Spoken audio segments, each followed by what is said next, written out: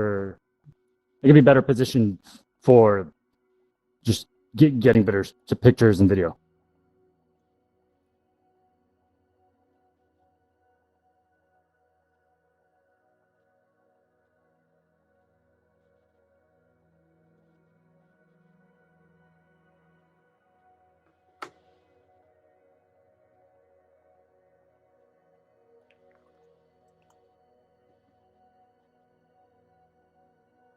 Cool. Great.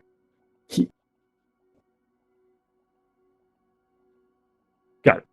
All right. Hey, thank you so much. I'm guessing this is all your crew. Thank you all so much.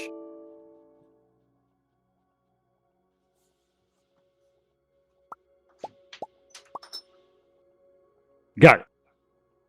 Well, thank you. If I was there, I'd give you guys warm, sweaty hugs. Thank you.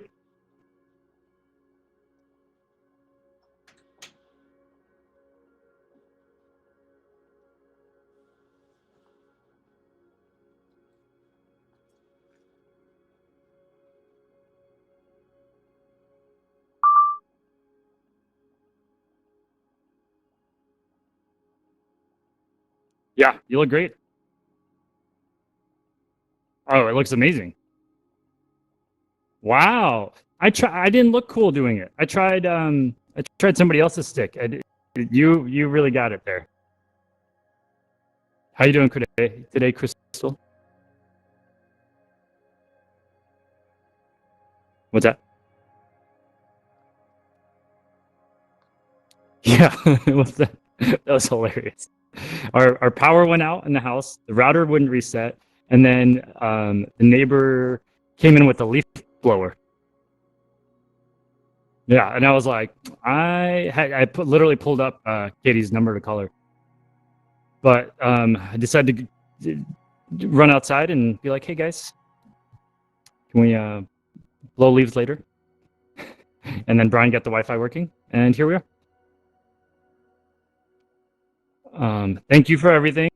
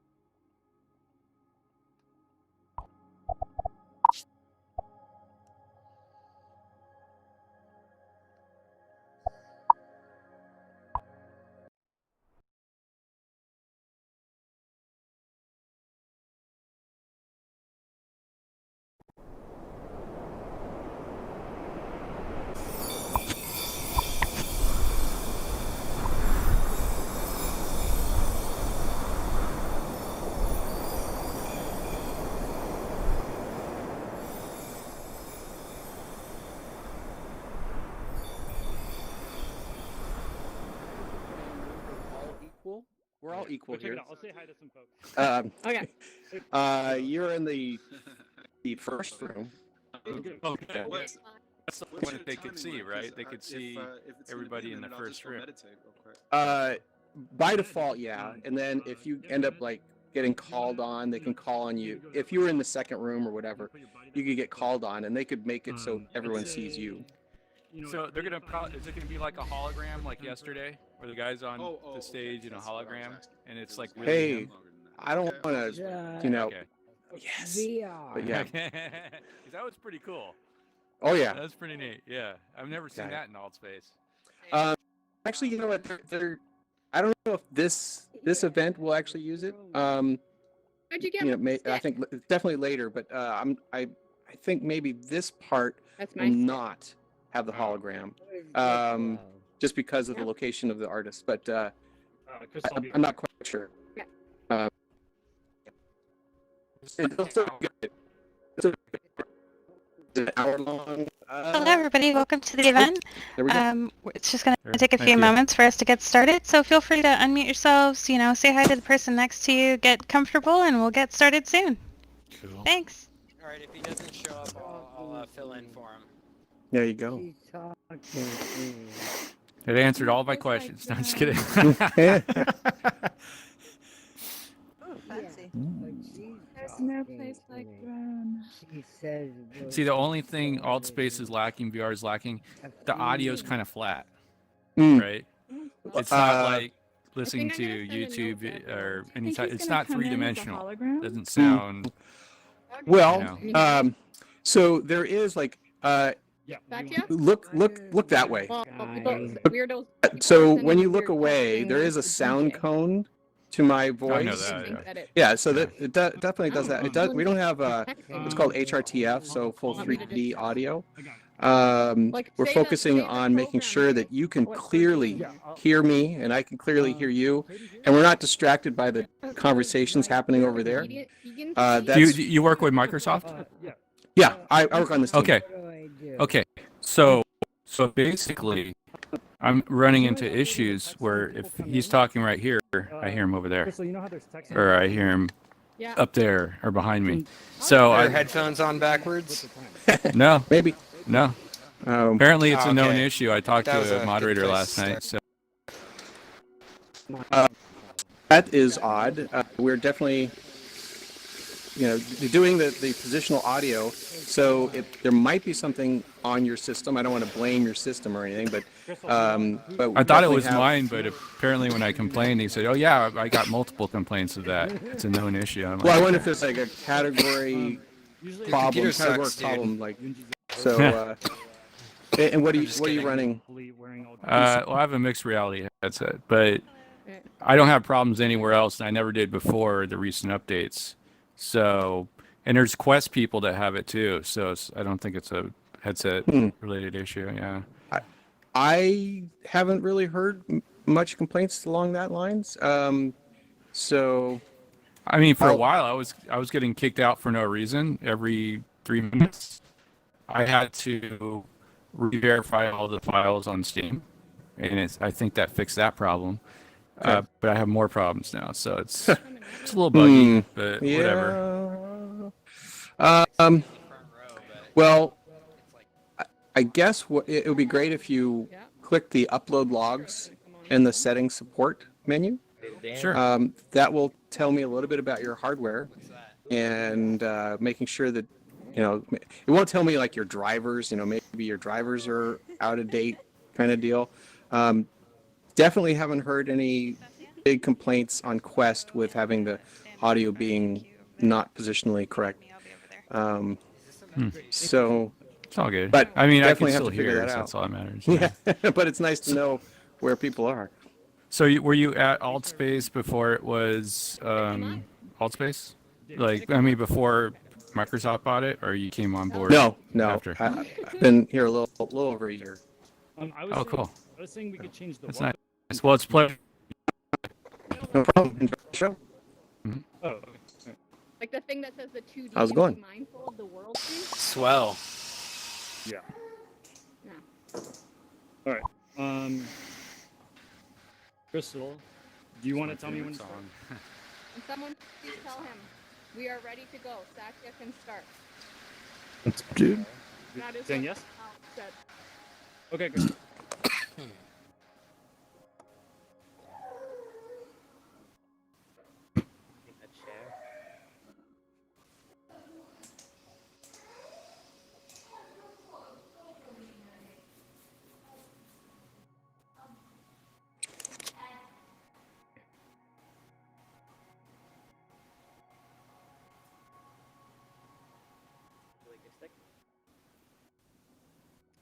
I have my menu up.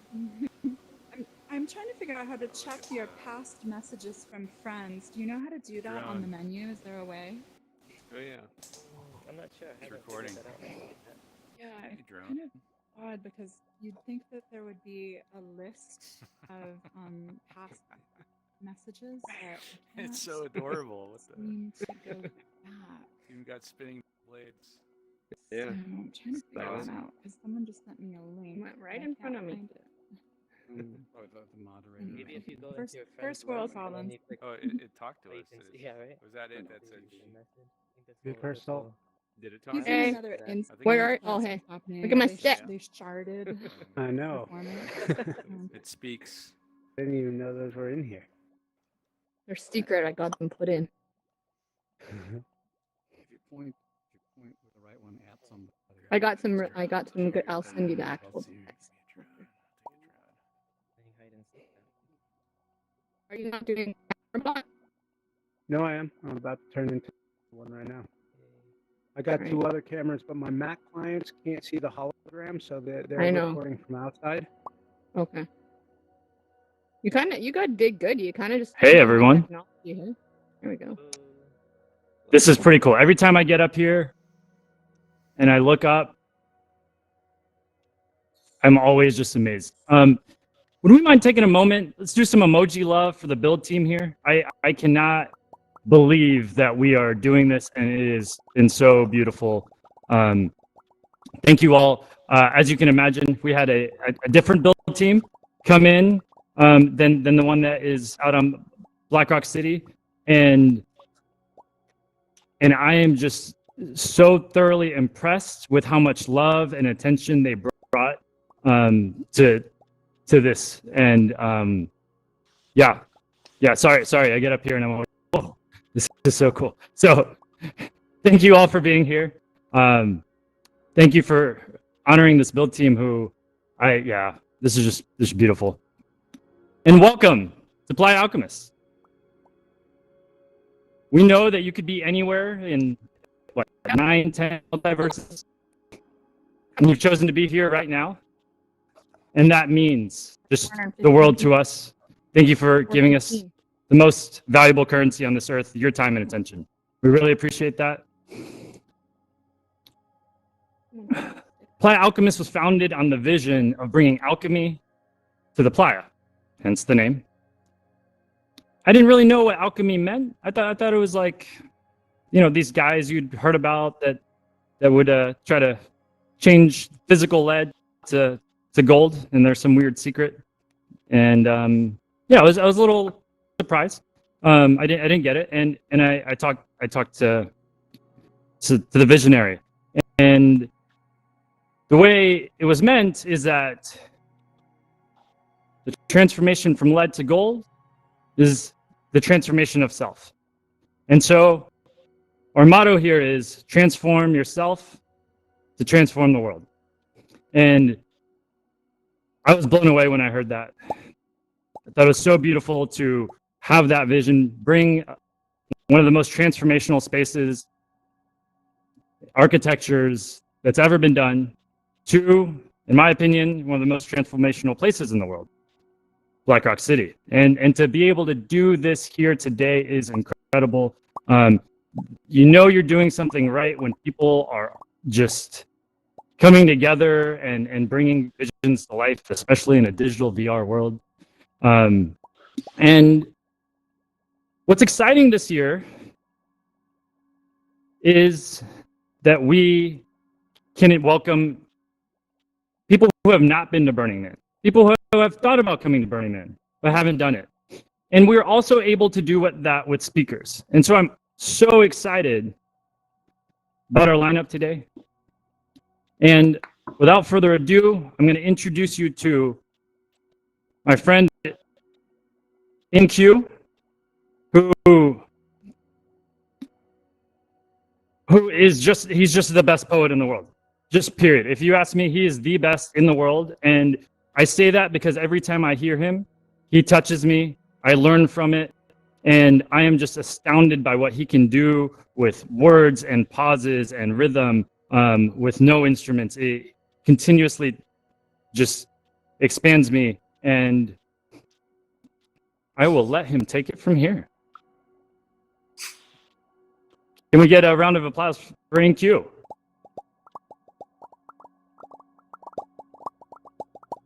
Thank you, Satya. I really appreciate it. Thank you, PlayAlchemist, for having me. If you guys can hear me, can I get some hearts just so that I'm aware of the interaction with everybody? All right, beautiful. This is some real Ready Player One shit. And what an honor to do my first Avatar virtual performance here at Burning Man. I'm going to just jump right into it. This piece is called Mirrors. But I just want to say before I start that wherever you are in the world, I hope you're happy, I hope you're healthy, and I'm happy that we're here together. Defining myself is like confining myself. So I undefined myself to find myself. We are all mirrors, co-designers of this human experience. So this is not my voice that you're hearing, it is ours. I'm here as a reflection to remind you of your inner powers. In my next life, I'll be a sunflower. See, we belong to the world. It's not the other way around. But it's hard to keep your head inside the clouds and your feet on solid ground. The stimulus is infinite, in and out. It's easy to forget what life is all about. What is life all about? I mean, if all that counts is the numbers in our bank accounts, happiness cannot be found by having an amount. It's what we do that counts. It's who we are to the people that we care about. It's who we are to the people we don't care about, because anyone could be someone you could care about. What if humanity had grown up in your parents' house? What if everyone you see is family? Think about how much you love the people that you love and love the people with the same capacity. Compassion is an action. And actually, so is atrophy. It takes as much effort to create as it takes to pass my time passively. Yesterday is the future. Tomorrow is the past. This moment is an instant. It'll be over in a flash. Our bodies turn to ash. Recycled by the only thing that really lasts is the energy on Earth. Because when you breathe out, the plants breathe in, and the plants breathe out, and the cycle starts again. We're in a human chess match against our evolution. We used to focus on our problems. Now we're open to the solutions. Technology could be a catalyst for revolution. Community is as important as an institution. These lines are an illusion. We could be anywhere, and anywhere would still be here. Do you hear? Are you here? The people aren't over there. Over where? There is only here. Have I made my message clear? I see myself through my words like I wrote this on a mirror. What we are doing now is the next 100 years. What we are doing now is the next 1,000 years. I dare you to be beautiful, but first be aware. However you perceive is the way that you appear. Learned fear can be overcome when you realize the voice inside your head is not yours. It's an imitation of the voices from before, repeating on a loop inside your quiet core, receiving since your youth when your choices weren't even yours. Perceiving was the proof, but reality has many doors, so why are we still fighting other people's wars? Learned fear can be overcome when you realize the voice inside your head is not yours. It's an imitation of the voices from before, repeating on a loop inside your quiet core, and you can't tell the difference because it sounds the same. But trust me when I tell you, most of what you think is from somebody else's brain. They have us trained, shackled by imaginary chains, imaginary rules for imaginary games, but they don't know the reasons either. So where should we place the blame? And who is they anyway when we're all the same? Our parents had parents, and their parents had parents. Apparently it hurts to see, so I'll be transparent. The world is so much bigger than your insecurities. And they don't speak on your behalf without your soul's authority. The world is so much bigger than my culture or community, and they don't speak on my behalf without my soul's authority, because if it's all a story, then nobody else can tell it for me. Since I'm always transforming, I defy your categories. When you do the same thing the same way, it's habit forming. But nothing in this land of woman and man is mandatory. It's all just transitory. Our world is a laboratory. Experimenting on today can change tomorrow morning. And that might sound corny. I'm aware of that. But luckily, I don't care enough to carry that. And since matter is mostly empty space, I mean, where the fuck even are we right now? I mean, matter is mostly empty space. We're in a sea of consciousness where the boundaries are erased. So I stared at my reflection until I couldn't see my face. Then I picked myself and put the flowers in an empty vase. If you came for validation, then you're in the wrong place. The only certain satisfaction is becoming what we've chased, and there's no running from the inner voice. So it's important that you choose, but it's more important that you know you have a choice. You have a choice. Have you been living someone else's life? You have a voice. Does it haunt you in the dead of night? Would you fly if you weren't convinced to be afraid of heights? And who convinced you anyway? They had no fucking right. Right? No one can dim your light. You shine within so bright that you could blind the sun from sight and scare him back into the night. No one can dim your light. I said it twice because you're greater than the circumstances that surround your perfect life. You're not your nature or your nurture, you're a prototype. And if you hone it right, eventually you'll hack your satellite. At first, it's nothing. Then nothing turns into a whisper. Turn the dial and it gets crisper in your transistor. Wait a while and the whisper turns into a scream. It overwhelms your system and you won't know what it means. But pump the volume up and it can tell you all your dreams, till pretty soon it's the only voice you'll ever need. Now all you have to do is listen when you want to lead. Your fear disintegrates when you decide to stop and breathe. It's your authentic voice.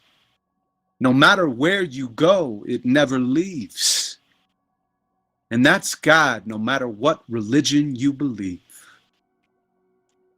I'm starting my own religion, and everyone is welcome, but nobody can join. If you did, you'd miss the point. Keep loving through your sadness. Keep loving through your fears. Keep loving through your anger. Keep loving through your tears. Keep loving through your failure. Keep loving through success. Keep loving through anxiety. Keep loving through distress. Keep loving through rejection. Keep loving through mistrust. Keep loving through the changes. Keep loving through the deaths. Keep loving through your movement. Keep loving through your breath. Keep loving until loving is the only thing that's left.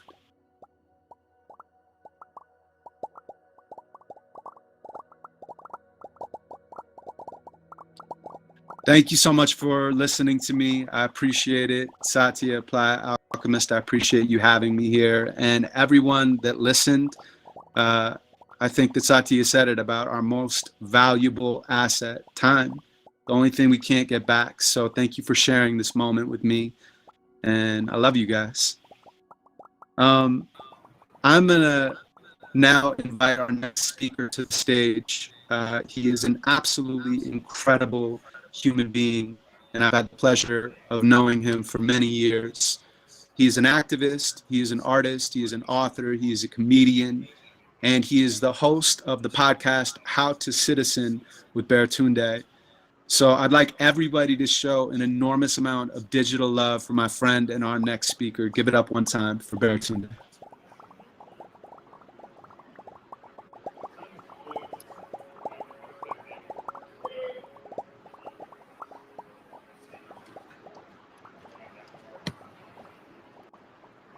Hello, hello, check, check, 1, 2. Just making sure you can actually hear me. We have audio? Okay, great. So I want to thank Adam in Q for that wonderful introduction, for the poem to establish us. Thank you, Satya, for having me. And thank you, whatever this is, wherever I am. I think I'm in the desert in California, but I'm also in like the holodeck from Star Trek. I'm now a Holotunde version of myself. And here's how we are going to use our time. I'm going to tell you a story about right now, about how we got to right now and where we might go. And then I'm going to enter a dialogue with Satya and hopefully hear from you too. Where we are right now is a very magical, special, awkward, exhausting, beautiful, hideous, despair-making, and hopeful moment all at the same time. I can't remember a time when I felt more dead and alive simultaneously. And when you look at what it means to live in a pandemic and have a revolution, a racial reckoning all at once, it's a lot. And so first, I just want to take a breath.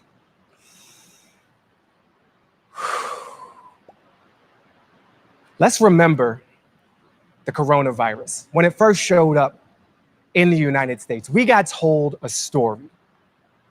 They told us that it was gonna come for us all. Do you remember when coronavirus is gonna unite us all, bring us together? It's equal opportunity, it doesn't discriminate. And that wasn't quite true. You see, the virus doesn't choose, but the systems designed to protect us from it do. And so we had this unequal distribution of harm. You look at who was overexposed on the front end. Who are the medical workers? Who are the essential workers? Who works in the grocery store? Who delivers the food? And that's Black and brown people in this country. Who lives in multi-dwelling units? Who is farther from a hospital? Who relies on public hospitals because of a history of disenfranchisement? That's us. So we got hit harder and bigger, faster. This virus is supposed to come for all of us the same way Obama was supposed to usher in that post-racial America. It was the same damn lie. But it got worse, because then we got asked to sacrifice. They said social distance, physical distance, stay home, and wear a mask. So a Black person wears a mask and someone calls the cops on them in a Walmart, because that's suspicious. Then a Black person doesn't wear a mask and someone calls the cops on them on the bus in Philly. They get dragged off there and in New York City. because there's no right way to be black in a pandemic, because there's just no right way to be black in the United States. They made sure of that. And we hit this moment at the peak sacrifice when we're asked to give up our livelihood and give up our lives, and it's clear that we are on the back foot in the United States. We get to the end of May. I want you to remember this day. It was a late day in May, and I imagine it kind of like this, a virtual game board, Hunger Games like, and the powers that be that run the United States in my mind, the metaphorical dark room with the smoke-filled thing and the dudes making all the decisions. One of those dudes said, hey, the United States cannot fall to a foreign virus. Are you kidding me? That's not even a human, and it's not American. No. If we're gonna go down, it's gonna be from some good old-fashioned American-made white supremacy. Clear the board, get me a white woman in yoga pants with a dog and a strong sense of entitlement. Conjured, teleported into existence, Amy Cooper. Plopped into Central Park, the scene of many a racialized crime. So we got player one. Player two, can we get a non-threatening black man, like the least threatening black man you could ever imagine? No, I'm thinking maybe gay, maybe like into some obscure, tiny, like weak-seeming animal, like a bird or a ferret or something. Make him Ivy League educated, if you would, just to add some icing on the cake. And teleported in Christian Cooper, Audubon Society of New York board member, Harvard graduate, and literal bird watcher. And Amy and Christian Cooper, no relation except through the poetry of this nation's distorted history, meet. And she says to him, face to face, on camera, I am going to call the cops on you. I am going to tell them that an African-American man is threatening my life and the life of my dog. Do you remember how she dragged her dog into it? Like the dog was like, I don't want no part of this. I do not consent. I do not consent. But it didn't matter. She choked the little dog out, and then she did the thing she said she was gonna do. She weaponized her access to the powers of the state to rain down hell on black people. Unfortunately for her and Christian, by the time the police arrived, both of them were gone. But the same day, at nearly the same time, poetically linked some distance away in the great, formerly indigenous land of Minnesota, another 911 call got placed.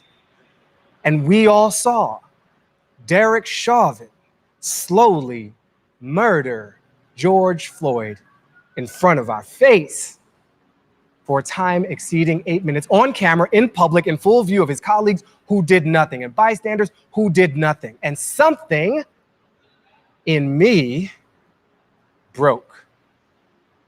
I think something broke in all of us. It was too clean. It was too wrong. It was irrefutable. He was too perfectly a victim. If you could take Oscar Grant from Fruitvale Station and marry him with Eric Gardner in Staten Island, you would get the situation of Derek Chauvin slowly murdering George Floyd. And we all saw it because there was nothing else to do. They took basketball and brunch too. So we were tuned into the same channel, the white supremacy channel, and it was irrefutable for all of us. And something snapped in so many of us. And so people took to the streets for life, liberty, and the pursuit of happiness. That promise in those documents that we all know what they say. But I want you to remember a few days before all this. Let's rewind before we knew the name, Derek Chauvin and Amy Cooper. Let's rewind to about 2.5 weeks ahead. Another group of people were also protesting for life and liberty and the pursuit of perms, I think it was. Do we remember the hair salon protest? Because I remember a group of armed Americans taking to the streets, storming the veritable bastilles of our lands, occupying, in a physical sense, with AR-15s and don't tread on me tees, the state houses of America because they wanted to go to the gym. and they literally spat COVID in the faces of the blue lives they say matter, the law enforcement to protect and serve. And here's what I remember happening.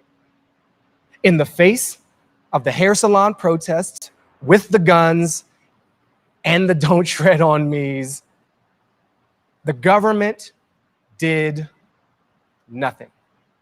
Do you remember the amount of nothing our government did in the face of the COVID spitting mobs?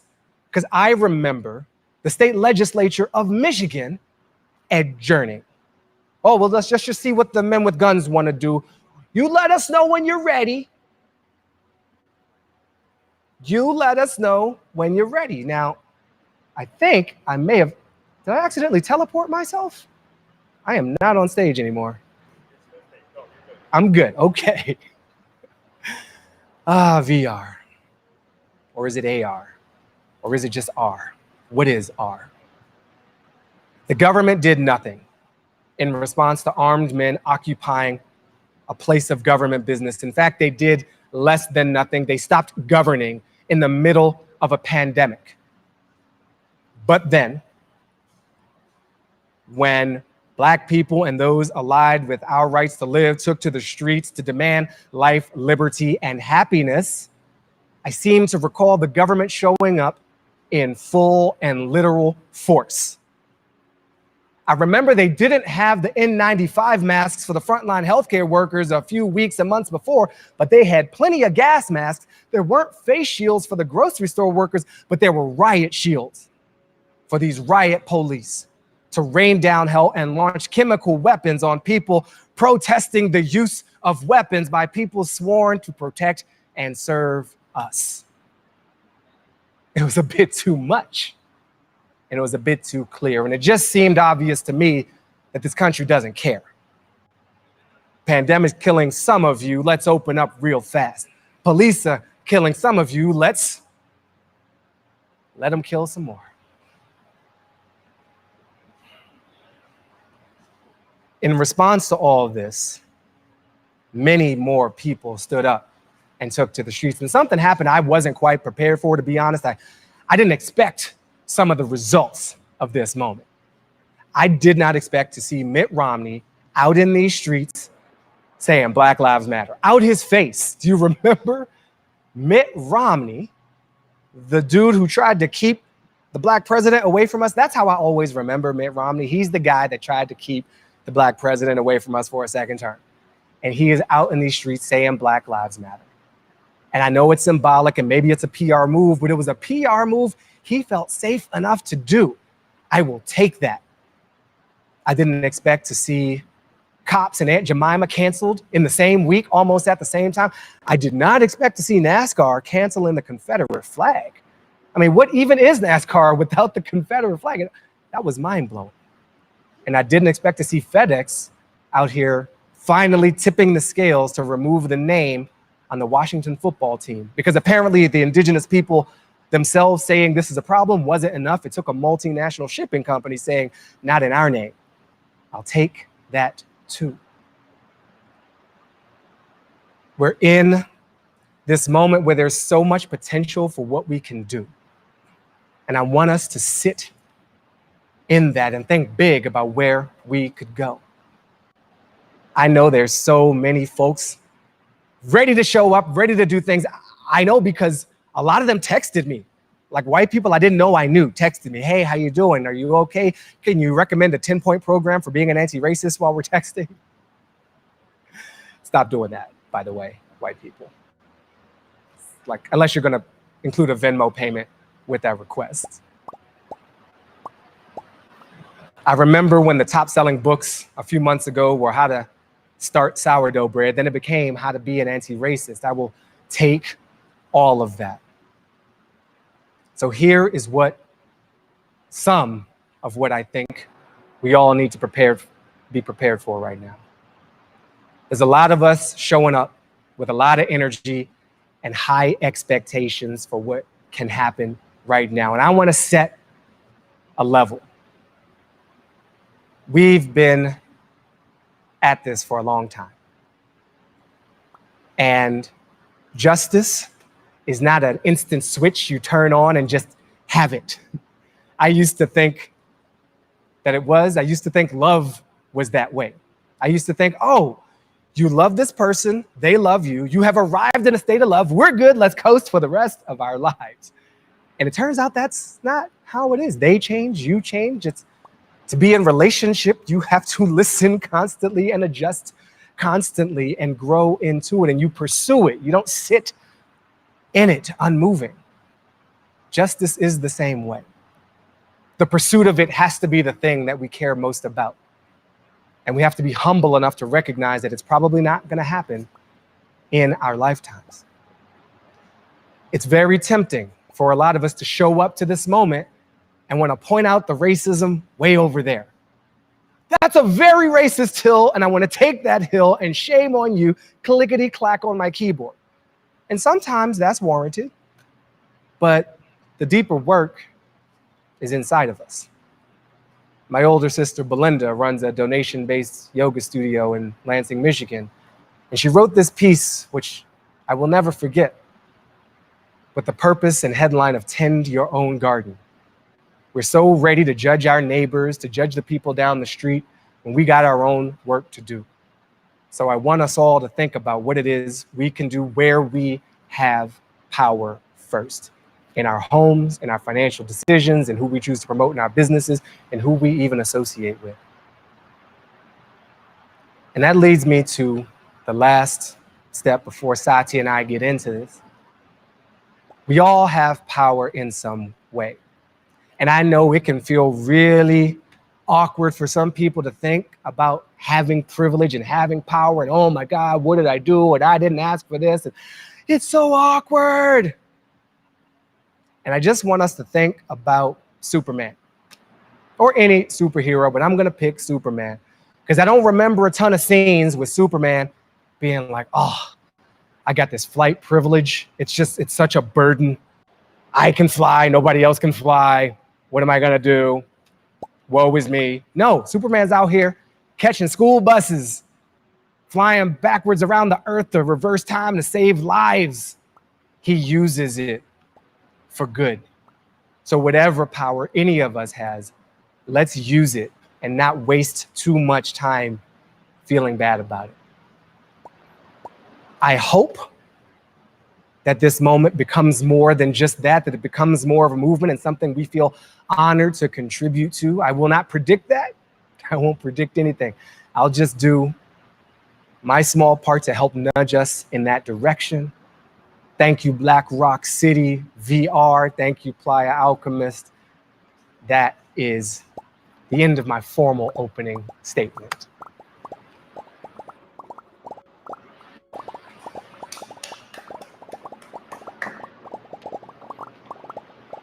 Thank you, Baratunde.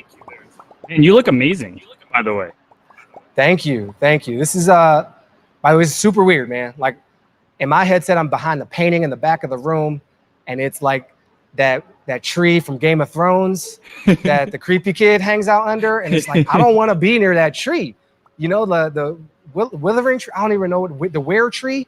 So it's mad creepy, but I'm just trying to stay grounded. You know, we're all in the desert together. So I'm going to swap my headset real quick just so I can try to be more present with you. Oh, yeah. Un momentito. All right. Oh.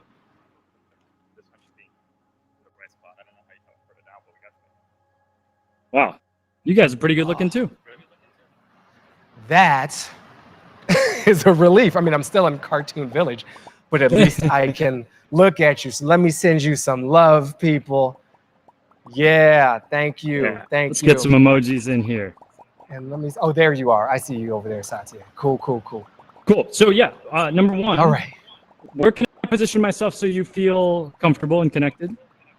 I feel comfortable and connected as long as I don't look awkward to the people out there. So to me, you're to my right, and so I want to look at you as you talk, and then I can open it up, and I see the back of the room and the door and like a pond out. Oh, I want to go swimming so bad. Can we swim in here? Or is that a VR mirage? What would even the point of a VR mirage be? That's not cool. You know, I was like really, I didn't know what to think of VR. You know, it's such a visceral experience to go into the desert, right? It's such a visceral, the heat, the sweat, just the experience of getting out there, the preparation, thinking about what you're going to wear. By the way, you picked the right outfit. I'm surprised you haven't been to Burning Man. Real quick. That credit goes to my fiance Elizabeth, who was like, "So what are you gonna wear to this gig?" And I was like, "I don't know, black jeans, white t-shirt, smooth white leather kicks." And she's like, "You are not going to Burning Man looking like some kind of square. You are not shaming me like that." So she honestly picked out this outfit. I remember these leather gloves and the scarf. Oh man, yes. Glove, scarf, and thank boots. you, Elizabeth. I'm pretty sure I can see her out there, but I'm not going to point people to her because that could be kind of awkward. But I see you, boo. Okay, so back to your. Thank you for recognizing that. I'm hoping out of all this. Yeah. Oh yeah. I'm hoping out of all this, you guys come camp with us in the desert, and Elizabeth, I might thank you. Help you get your help in coordinating, because I don't think I ever look as good as you do in this moment. But I was like not sure what to think of doing Burning Man in virtual reality, right? Like I'm like, this is different. What got me really excited was to be able to include speakers that might not have ever been to Burning Man. Yeah. And potentially include an audience that's never been to Burning Man. And on that topic, I was excited. The camp was excited. I felt really, really supported by the camp to have some real conversations here in the pyramid, and that's just a beautiful thing. And I'm just so honored that you are here in the pyramid with us. Thank you for sharing. Thank you for.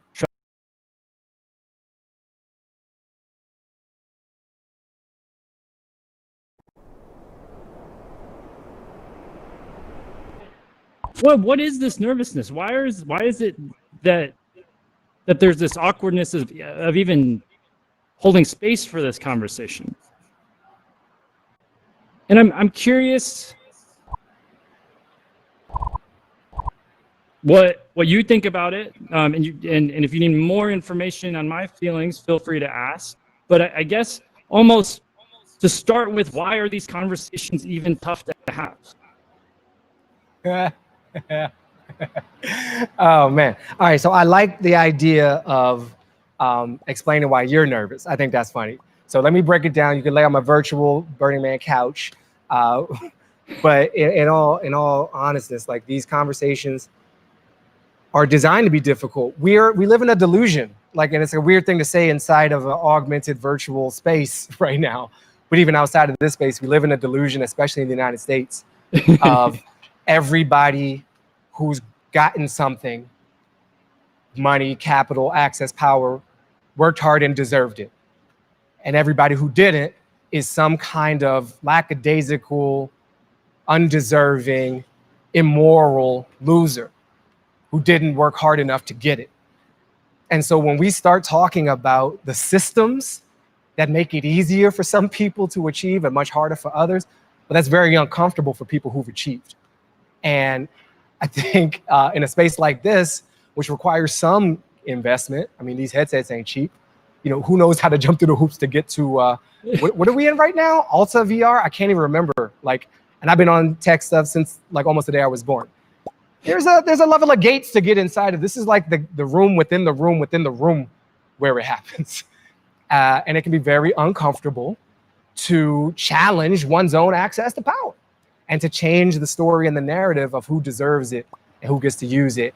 And maybe the people who don't have it aren't just these losers who didn't work hard in school and give it their all in this individualistic fashion that we super celebrate in America. So I don't know if it's actually uncomfortable. Maybe you're the only one who was nervous and everybody here is super cool with the whole thing. I'd like to think that. I'm cool with it, But those are some of my theories, because it's just like I've lived in America for 42 years, which are all of my years. It's not like I lived in France for 20 years before that. So yeah, America doesn't want us to talk about this. Not the whole country, but those who've claimed power and inherited power and not challenged that inheritance it's uncomfortable for them. Yeah. Well, thank you for being here and really man, leading and guiding us. I was really inspired by How much can I do in here? Can I like? You're good, man. I didn't even move. Yeah, you have more movement than I do. I What? love it. Okay, sorry, I'm distracting. Let's keep it. I'm just like, it's like getting a new body, but it's actually my body, but it's like a projected version. This is so creepy. It's definitely cool. All right, keep going. I'm sorry, man. Can we give the team a hand? I mean, this is really special. You're the third human that's ever been done this to. Third time's the charm, baby. Yeah, absolutely.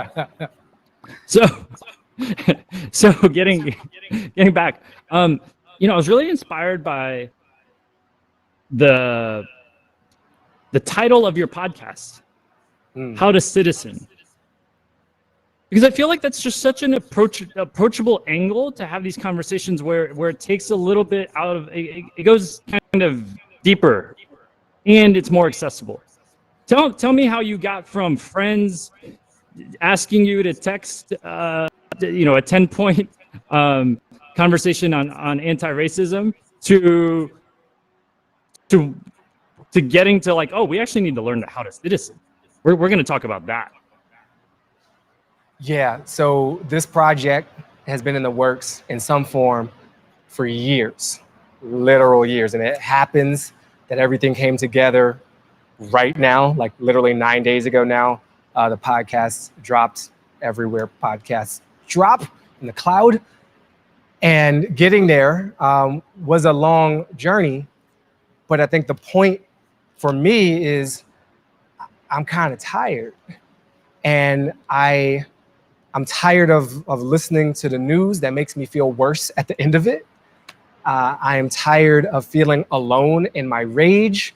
I'm tired of feeling powerless and sort of hearing this story that there's this like they with power and all the rest of us can just sort of take it. And I needed something for me that told a different story, that told a story of people actually working to improve their situation, and not just their individual situation, but their communities. And that's what citizen means. So we teamed up with iHeart to put it out. I teamed up with my avatar out here somewhere, Elizabeth, my fiance, who's the executive producer on this. And we went about making a show that reclaims this word citizen, which has been so weaponized as an us versus them legal status, and reinterpret it as a verb, where we get to participate, where it's built on us. And we came up with these principles of what it means to citizen as a verb, which means participate and show up. It means be in relationship with others. I mean, y'all know about that at Burning Man. It means understanding your power, and that it's not just some group of others who have it and you who get hit with it, but we can generate it and share it and contend over it in many different forms. And it means applying all this for the benefit of the many and not just the few. And that just so resonated with me as something like, I want to hear that, because when I listen to the news, I just have nightmares about the real world at the end of the day. And it's not a good way to start the next one. So if we could tell a different story of how we relate to one another, how we use our power, we could start living that way and rebuild this system from the ground up in some ways. It's a humble mission to rebuild the whole society from the ground up, but that's the origin of the need. That's the kernel that drove us to build it. And our first episode was not about like how a bill becomes a law or the mechanics of voting. It was with this wonderful, amazing, Sikh, S-I-K-H, religious leader, Valerie Kaur, who talks about revolutionary love and grounding this project. She was like the spiritual invocation on this whole journey. And that is beautiful. And I feel better after, and so do many people who listen to it. So that's probably a too long answer to the why of this show, but that's several whys. I needed it, and I suspected other people did too. and we built No, a team absolutely, to absolutely. pull I it think off. Yeah. I think that's always a good place to start, right? Is you just knowing that you're creating it for yourself. Maybe you'll share it with your friends, and when you just, I don't know, it creates a different momentum and passion around something. Yeah. And so you've kind of explained, you almost give us a State of the Union. Was that a fair way to kind of sum up what you? I love it. Just no teleprompter though. You know, this doesn't count. Like there's no text in here. That was just riffing. But yeah.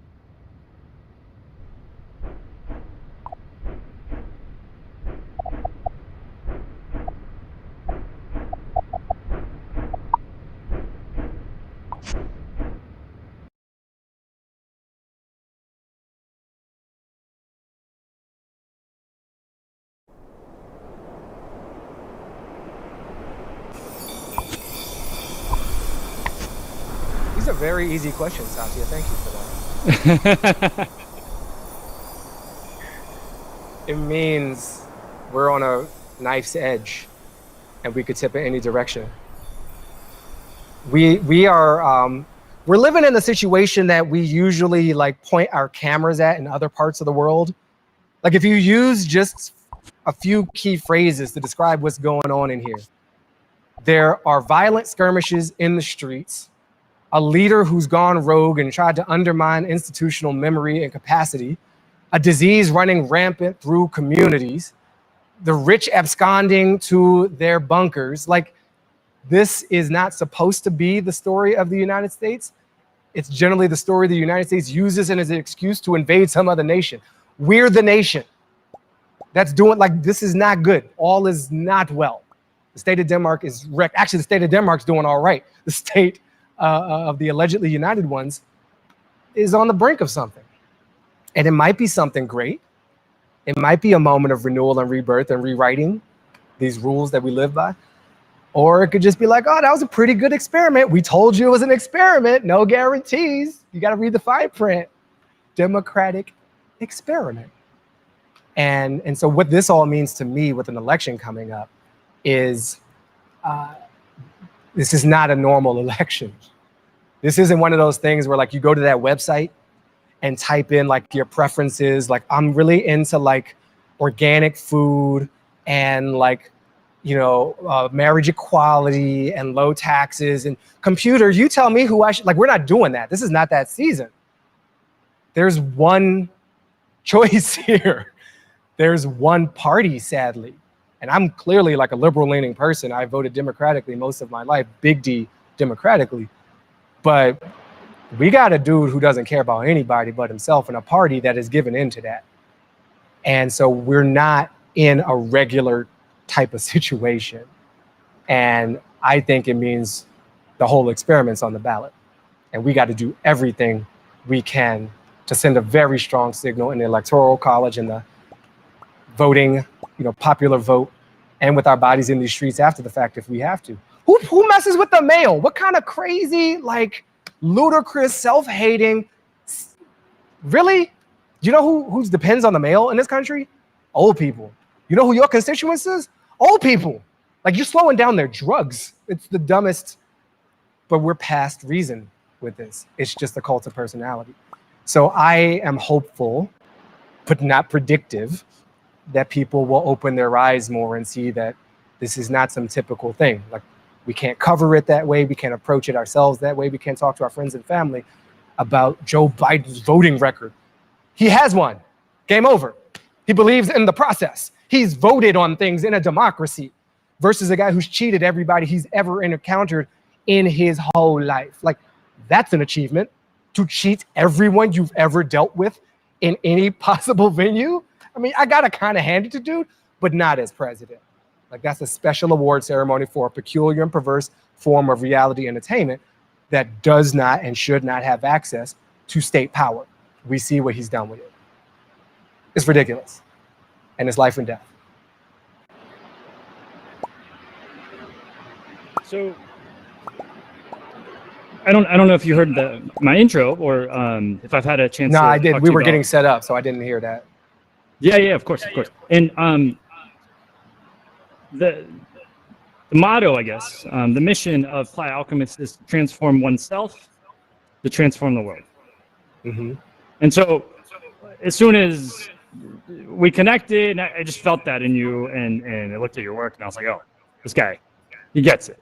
We as individuals have so much responsibility. And NQ said something beautiful. He said,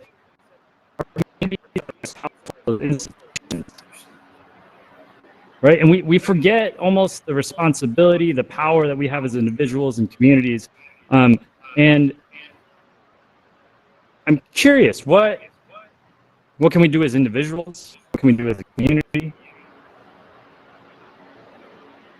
Where do we start? Everywhere, man. Everywhere.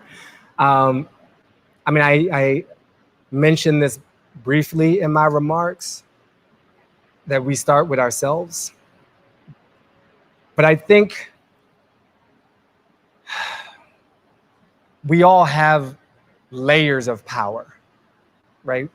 The people in this space run organizations, spend buku dollars as individuals and companies and groups, choose associations, choose how we hire folks, etc. And so I think we're talking about a confluence of issues here. It's like certainly a race-themed introductory talk, but now we're talking about like small d democracy.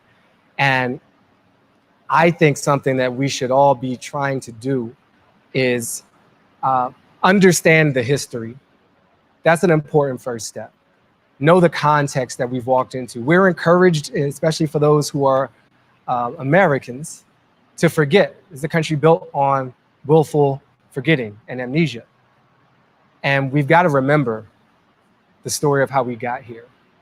Otherwise, we walk around saying things like, well, I didn't own slaves, and so I'm not racist. It's like, well, there's many, I pointed a couple of problems with just the logic, the semantics of that. But spiritually, that's off if you just understand like how inheritance of power works and how the system that created slavery still lives with us in housing codes and policing and health, et cetera. So we need to understand where we are. And to do that, we have to understand what we've been through. And our system is set up to make sure we don't really learn that. And then I think there is an inventory that we can all take about where we have power. And it's with every decision we make. And are we making those decisions just for ourselves, just for our families, just for our individual selves or our teeny tiny unit? Or are we making those decisions for the benefit of the whole? And it's another like brainwashing story we've inherited, that when you say things like benefit of the whole, that's like this collectivist, socialist, communist gulag. And that's an attempt at brainwashing. Now, again, people who come to build a whole community in the desert every year out of nothing probably don't need to be convinced of the power of the collective and community. Like, you build virtual worlds every year and then tear them down. That's wild. So your hearts are already kind of aligned with the project, but we got to go farther. And there's a friend of mine, George Fothery. He's an LA lawyer. And he told me this story about how he talks about access to resources and power. Because I am sure that there are some people here, because I've been in these rooms too, where you're trying to hire somebody and you say, well, we just don't want to lower the bar, right? We got to maintain our standards. And so you take a snapshot view of a pile of resumes that maybe you had monster.com filter for you because it's so overwhelming and we're going to trust an automated system that's ingested a judgment based on a corrupt history and not challenged that, but that's a sidebar story. So we have these resumes, and so we're just going to look at the GPAs and look at the universities they graduated from that we recognize and pick the most qualified. And that snapshot doesn't take into account the distance traveled. And so George's point, which was so like illuminating for me, I'm still learning, I don't know everything, was you got to look at how far people have run and how much weight they've been carrying.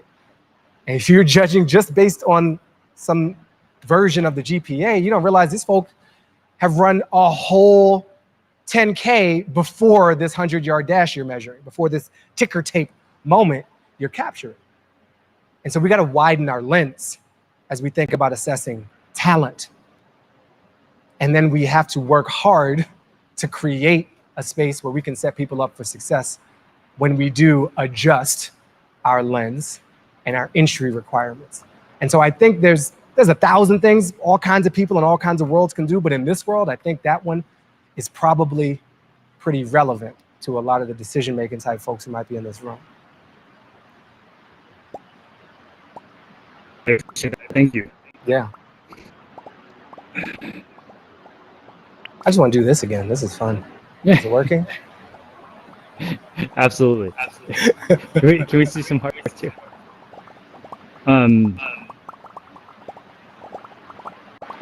Maybe let's take a question from the crowd.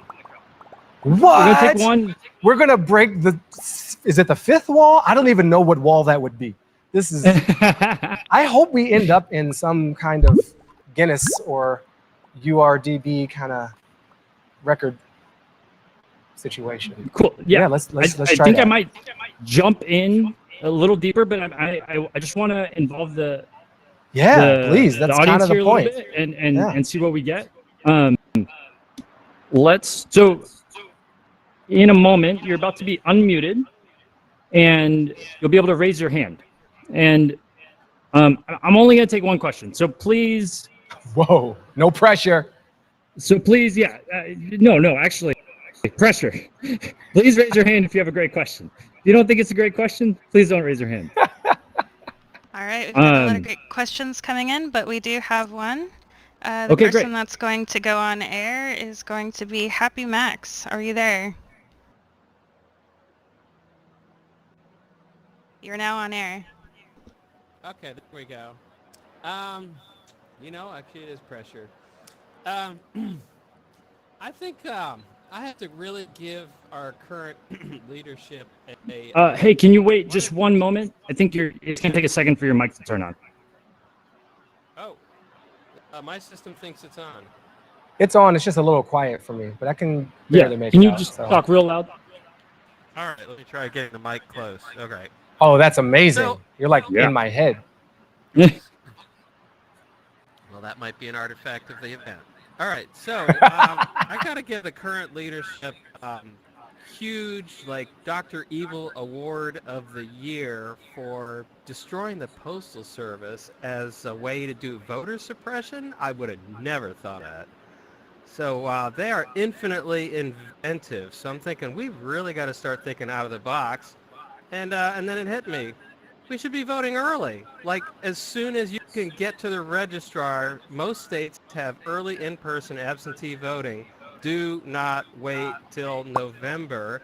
And so my question is, do you know of any organized efforts now to do ride shares, whatever it takes to get people to go vote as immediately as possible? Do not wait for November. Thank you, Happy Max. Sort of. So I'm just going to second your suggestion that we all, first of all, vote. And if you know people who are aligned with the values of this camp and are not feeling like they should vote, you need to talk to those people and change their minds and use all of your love and influence with them to recognize that maybe this vote isn't about them individually. Maybe they're too comfortable to recognize the threat. But when you've got mass kidnappings of children at the border, when you have systematic rapes of refugee women coming to this country because they've been systematically raped, it's already game over. Like, we don't need more excuses. We don't need, oh, and then he said this about the military. We already know what he said about John McCain, which was the military. So do this for someone else, if not for yourself. And so I'd say use all your influence and pressure to get your circles to make sure they vote. And if you have any kind of money, throw that money at organizations getting out the vote. The Voter Participation Center, VPC, is a very, very worthy effort to nonpartisanly, but smartly get out the vote in very effective ways.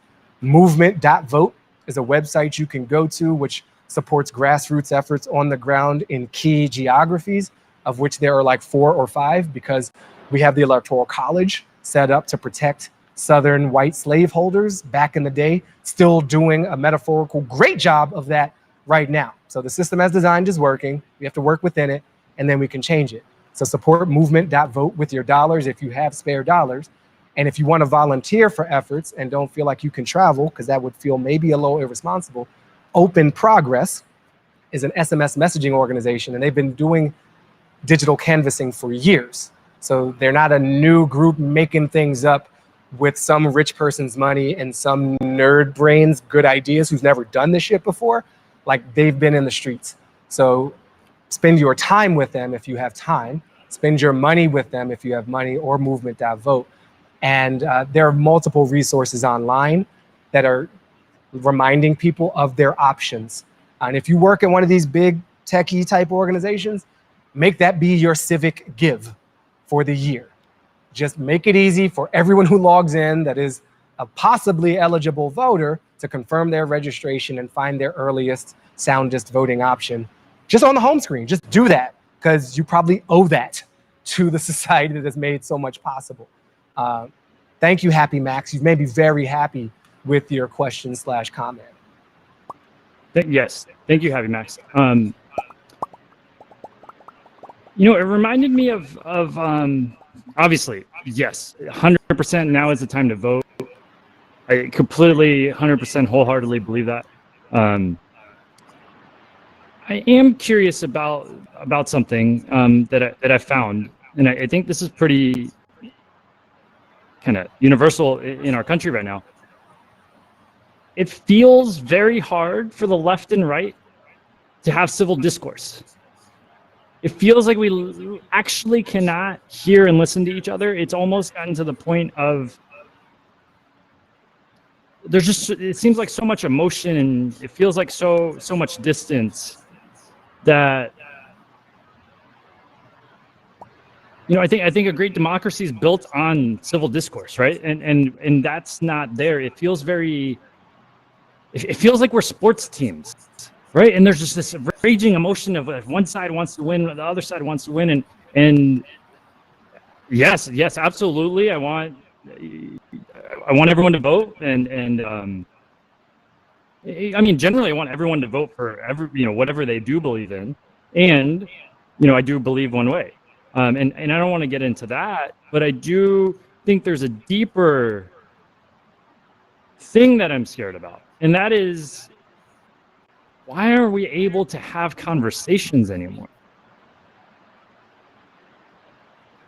Yeah, okay. So again, with the easy questions, can we just show some love and applause to Satya for the super simple, like just the softball? My homie, Satya. So I think I can do that in like 300 characters or less. Sorry, you can't tweet this one, but you could post it on Facebook, the destroyer of democracies, if you wanted. Why are we not able to have civil conversations? There's a history behind that question. We have been engaged in at least a 40-year effort to dismantle the administrative state, as the alleged genius and double shirt wearing bad Santa lookalike Steve Bannon is so proud of saying. Dismantle the administrative state. We want to choke government, drown it to the point, like shrink it to the size where you can drown it in a bathtub. That's like murderous intent toward government, which in a democracy is murderous intent towards yourself, because it's we the people, fool. So you cannot be against the very idea of democracy and then ask for civil discourse in democracy. You got to pick one of those things. So I think there is an acute choice and moment we're in where a subset of a shrinking party in the United States has aligned itself purely with a cult. And I get it. Sometimes we get carried away. Like, I know when I watch the World Cup, I have one too many, like, Weinstefana Weisse beers, and I'm just like, boo, Latvia. And I don't know anything about Latvia, but like the World Cup just got me hating nations because I've been drinking beer at 8 in the morning, getting all riled up for my team. So some of this can probably be written off as irrational exuberance, one form of which crashed the housing market, the other which installed an autocrat or would be in office. And I think we need to acknowledge that before we start talking about civil discourse. Because when I hear like, oh, it's like two sports teams, there is a sports team on the field trying to play generally by the rules. And then there's people showing up with Abrams tanks and AMRAPs and grenade launchers talking about touchdown. That's a different sport. That's blood sport, and that's not the same game. We got to agree on the rules. So we've been dismantling the administrative state. We've been talking shit about ourselves in the form of the collective identity we have as we the people for a very long time. We've sabotaged our media environment, prioritizing profit over everything. We've incentivized in all our digital platforms the most scurrilous, the most angry, the most hateful, so that we could make more money off of it and get more likes and get more clicks. So the algorithms are doing what they were designed to do, which is also destroy the ties that bind us to one another, because there's less profit in a shared reality. So we encourage these tiny, siloed, isolated realities. And we're going to have to contend with that. We're all living in digital space right now. It's unhealthy in so many ways. And my fiance and she has a whole bunch of ideas about it. We can get into that another time. So why is it so hard? Because we designed systems that made it harder. And there are solid efforts. There is some good news. If you actually look at the studies of the American public and what they believe in, we are much more aligned than a lot of our headlines would have us believe. The American Academy of Arts and Sciences just did a study on renewing democracy, and they found a ton of common ground. A woman named Danielle Allen co-chaired that. She's at the Harvard Ethics Center and doing a lot of great work on COVID. And that sort of stuff gives me hope. There's a great podcast called Conversations with People Who Hate Me. And this one beautiful human, Dylan, has taken it upon himself to like confront his internet trolls and make them talk to him. And they don't all agree at the end, but they can have a conversation and remind each other that they're people.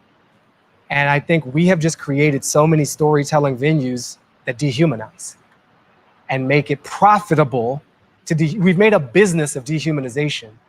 And in a country run by business first, it's no surprise that we have scaled dehumanization.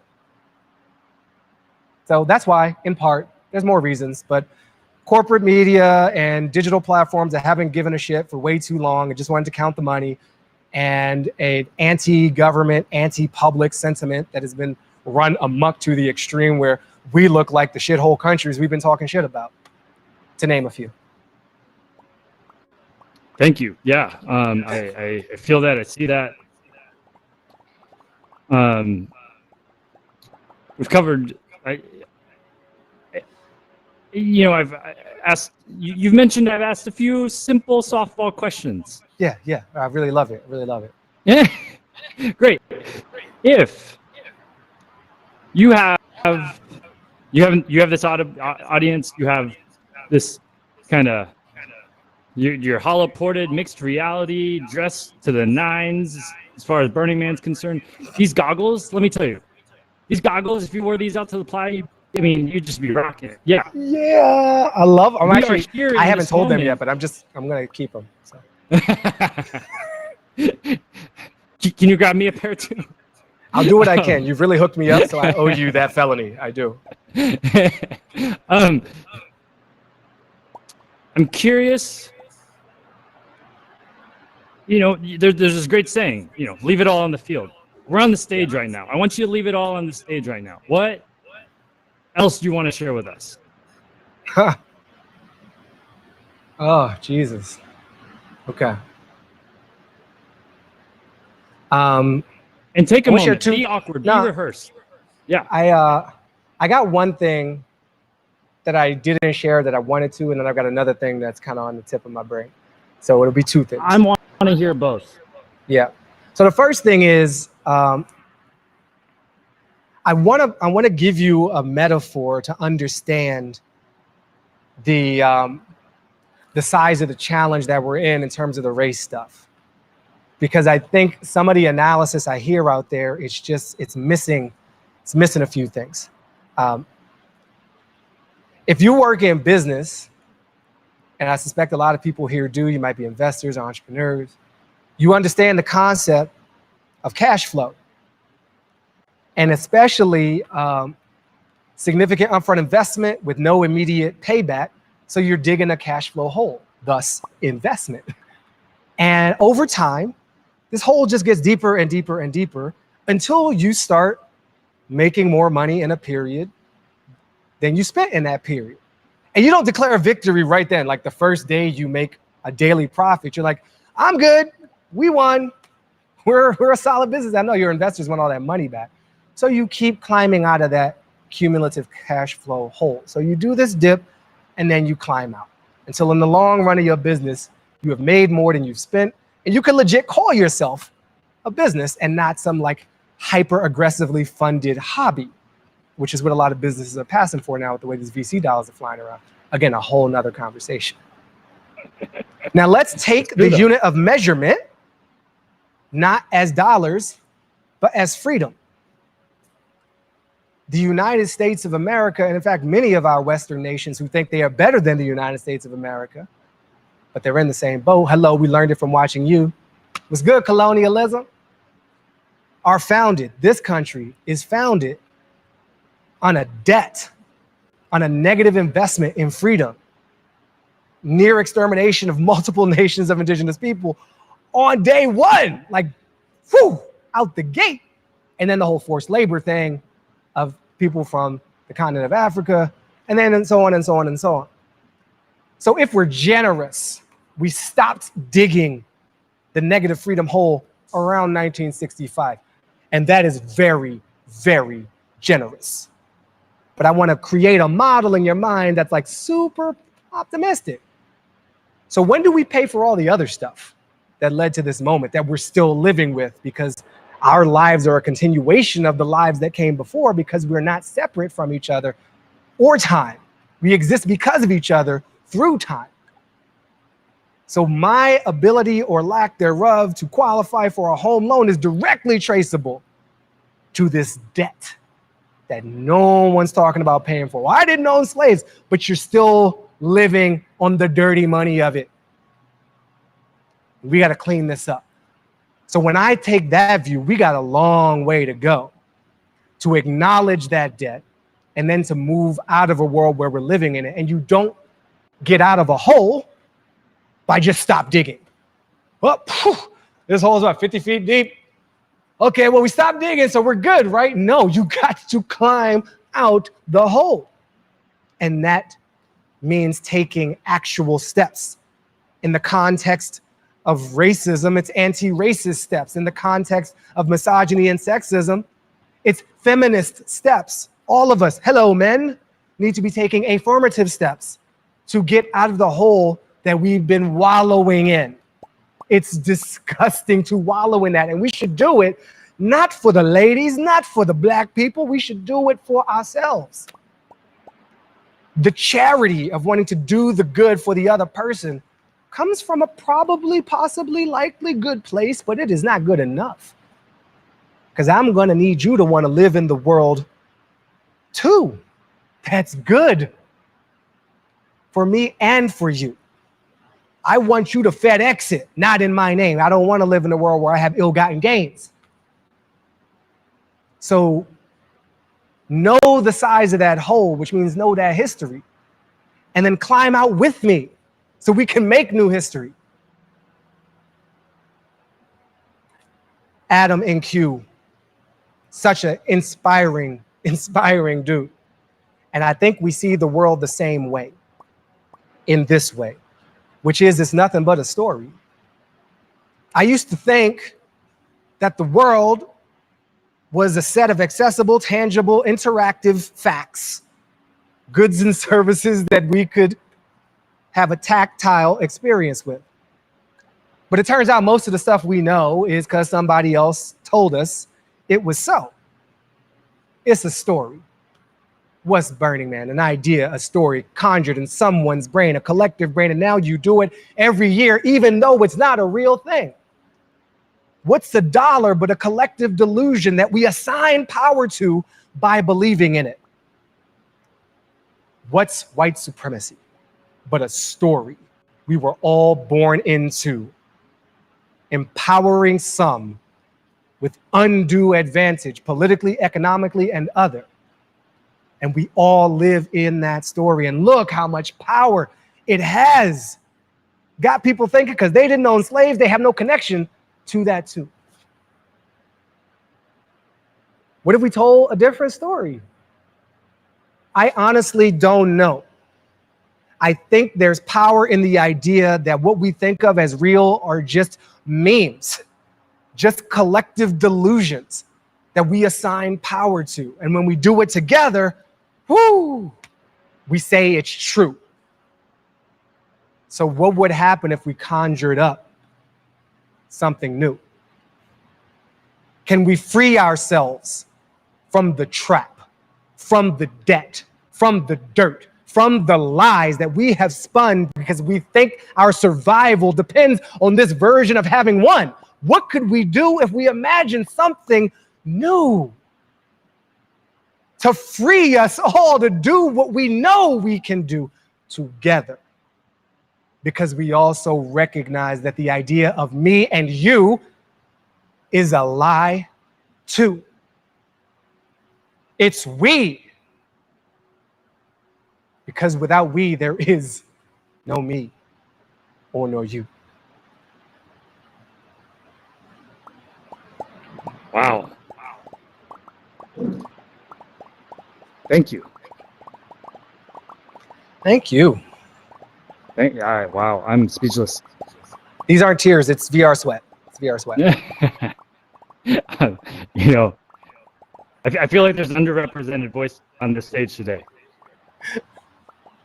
That's the voice of these mics. You and InQ have just dropped them so hard that I feel like they're hurting.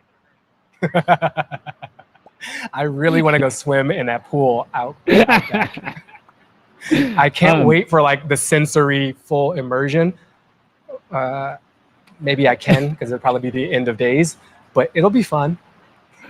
There's something we say when you get the Burning Man. Yeah. And that is welcome home.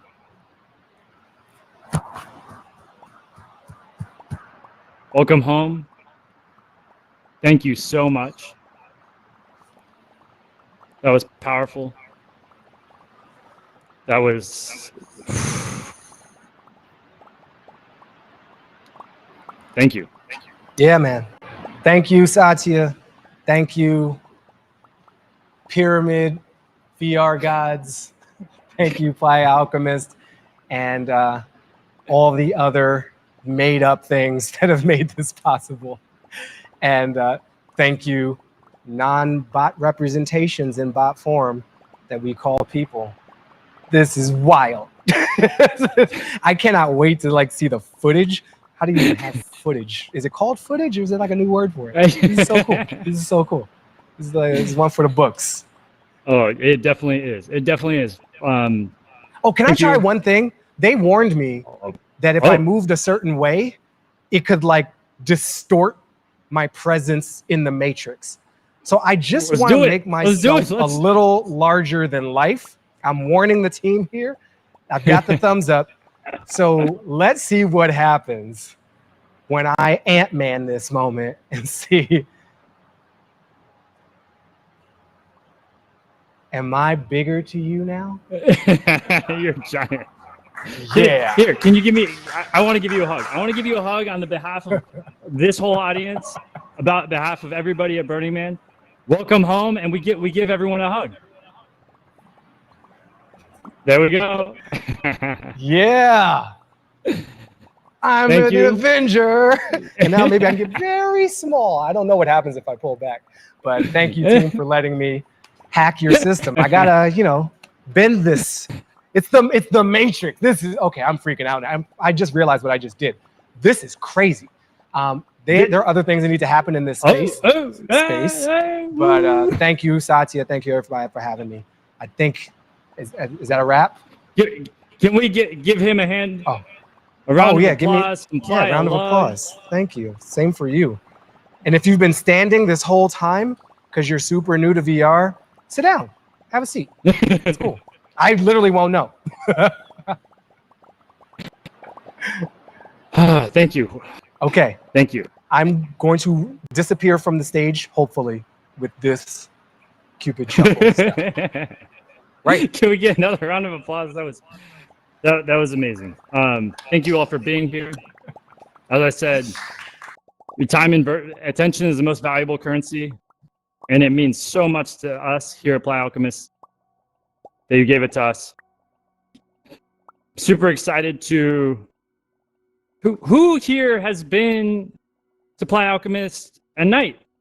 On the Playa last year or here?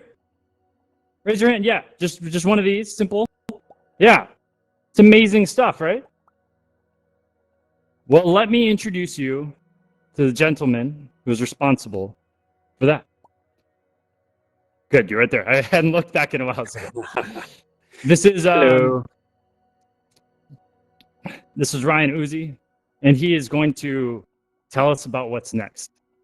Can we give him some love? Can we just show him how much appreciation we have for the work he does? Hey, everyone. What he brings to the pyramid, the vibe, the ambiance, the connection. There we go. Thank you. Thank you. Thank you all. Ryan, it's all you. Guys. Thank you, Satya. I hope you guys can hear me okay. Hello, burners. Thanks for joining us in this digital experiment. We are here to experience the cutting edge, the profound, the meaningful, and the entertaining. And right now, you've come to the right place because we're about to launch into the second half of our programming, which is all about music and art and amazing visuals and just spectacle. And we are super excited because we have something very special planned coming up here right now. We're gonna launch into night mode, and the first thing we're going to show you is a special piece of art that is nothing short of a masterpiece. And as a filmmaker and experimental artist myself, I can tell you that this is the kind of thing that comes around only once every 10 years or so. It's something where all other works of its genre are judged against it. And here at PlayAlchemist in the Grand Pyramid, which is, I would say, its own masterpiece here in the digital world, and if you've joined us physically in the real world as well, you're about to experience a masterpiece inside of a masterpiece. So it's going to get really meta here. And trust me when I say this, get ready. This is going to be a special screening of Samskara by Android Jones. And it's going to appear above our heads in 3D. And I encourage you all to explore the space and walk around outside the pyramid as it starts.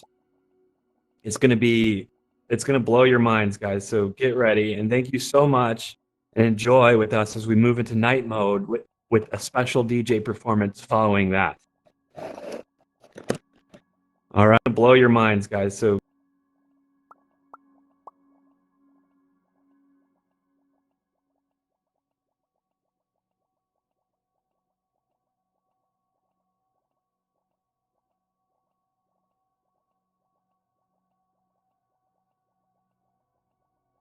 Hi. I'm gonna send a note to come watch it out by the fountain. Make sure you're not microphoned anymore. Yeah. Thanks.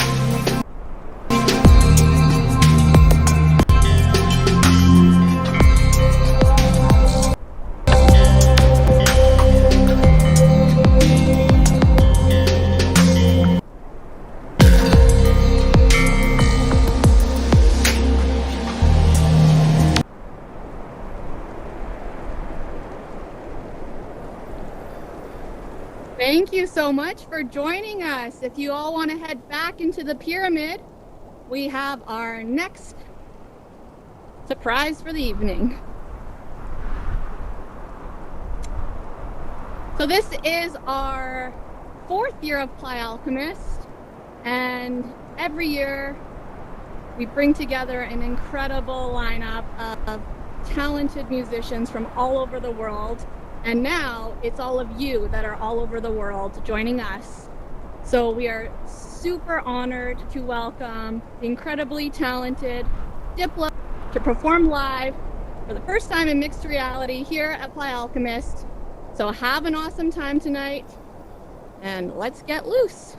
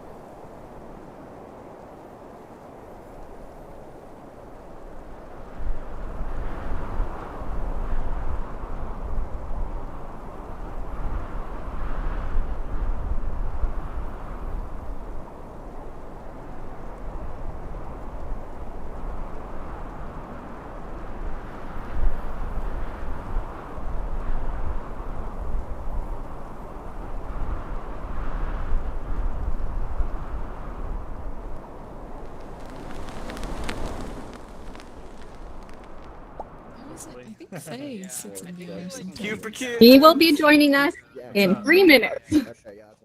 Who was just performing?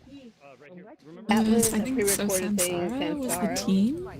Yeah, Samsara, and it's Android Jones is the name of the main designer. But yeah, Samsara is what they go by. It was really cool. It was cool.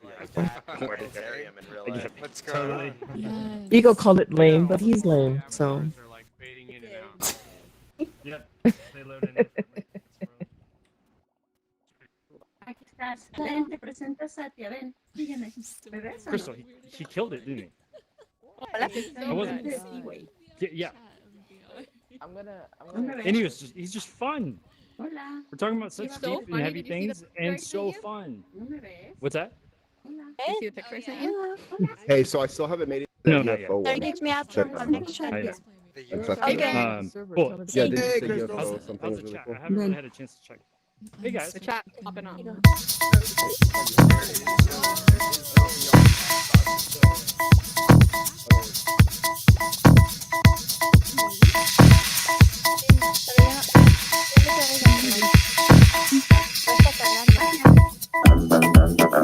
I know, I just jumped in.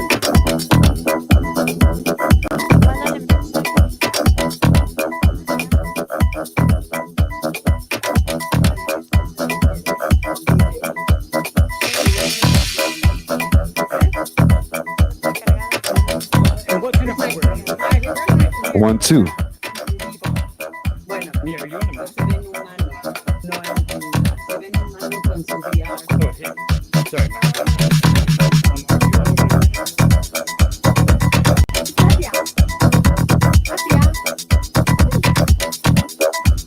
Hey, one second.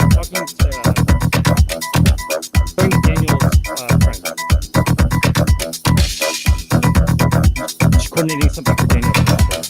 I'll be right back. I'm so glad. PlayAlchemist.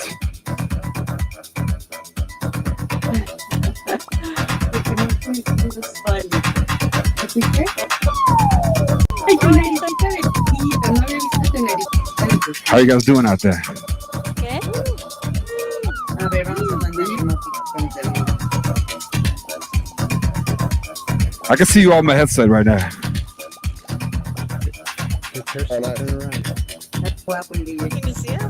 Oh, I'm not in the middle anymore. Sí, porque tiene un headset.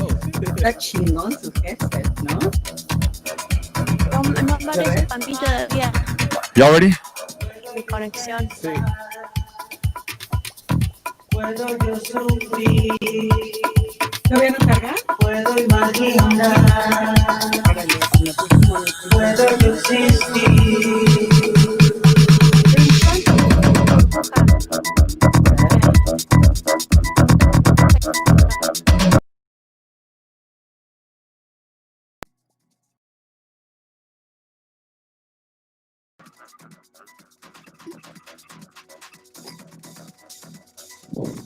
Estoy siguiendo. What do you think?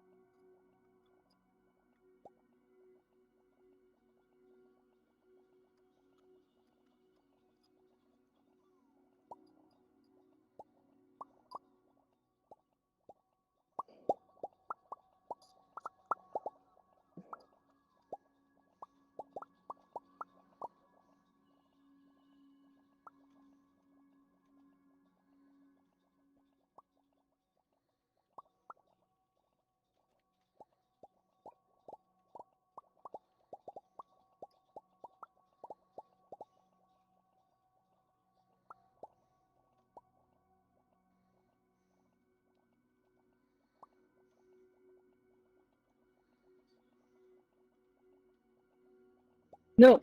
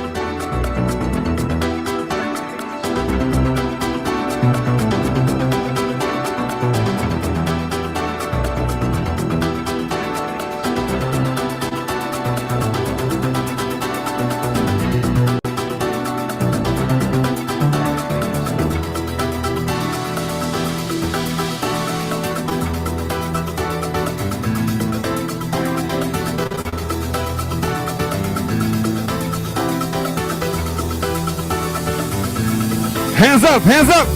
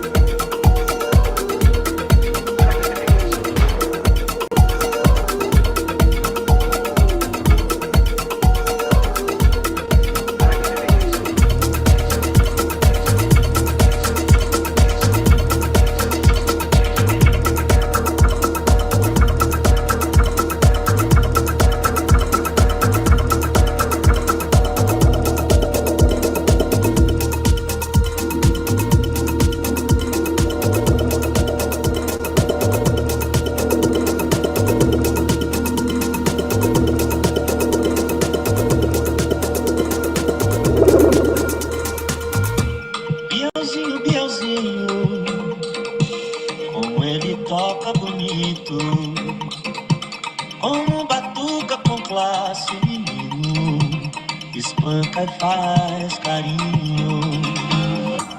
Bielzinho, Bielzinho, Anybody could be a fire dancer tonight. Just grab a stick if you see one. como batuca com classe, And if you could give us a heart. espanca e faz carinho. Faz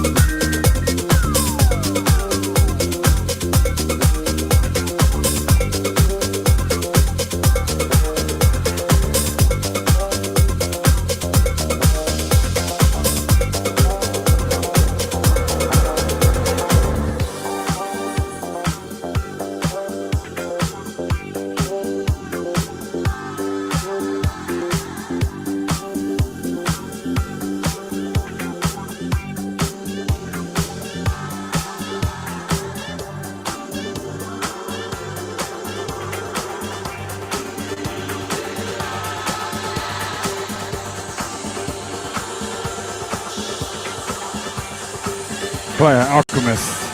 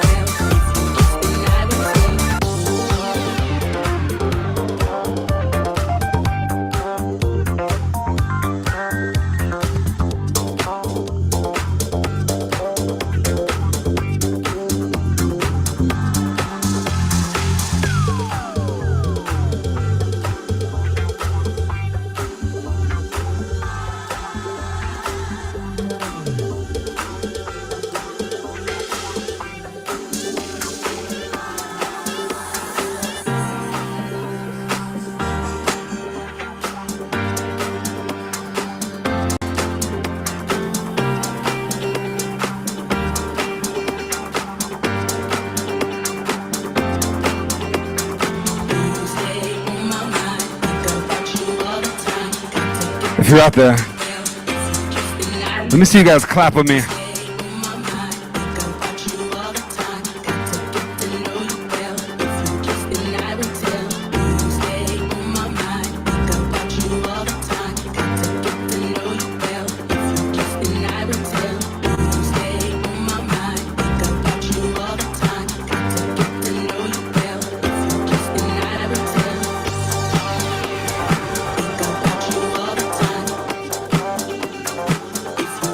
I would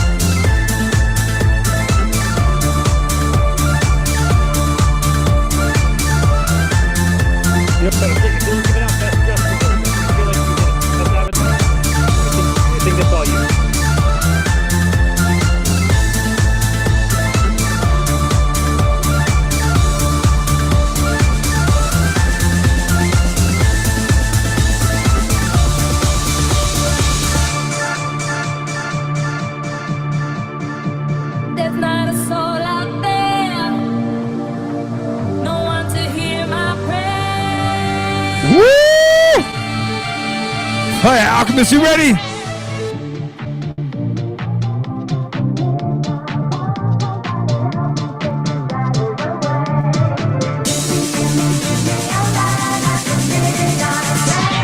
We're like halfway done. I want to see a lot more happy faces in the crowd. Let's get crazy. Some clapping.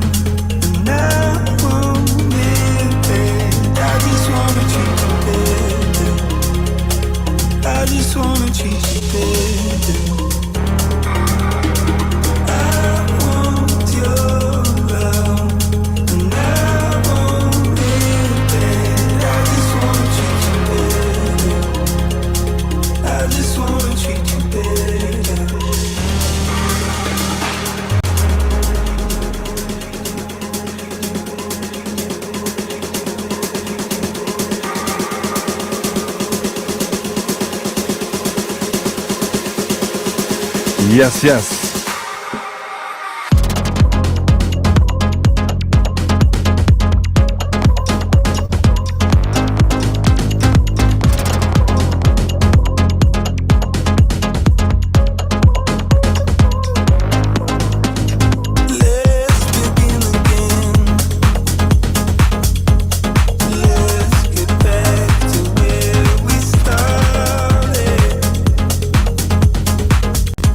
When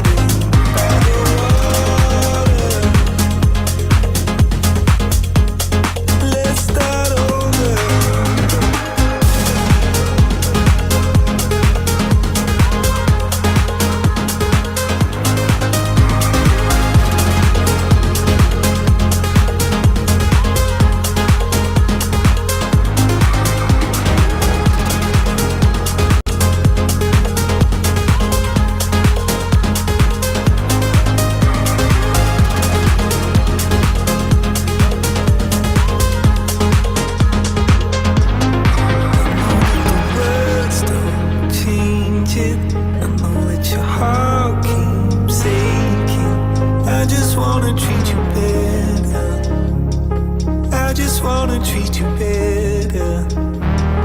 Even when the light can't find me, I know that the sun keeps shining.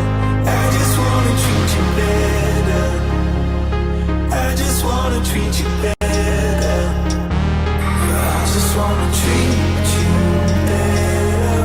I just wanna treat you better. I just wanna treat you better. I just wanna treat you better. I want your love, and I want it bad. I just wanna treat you better. I just wanna treat you better.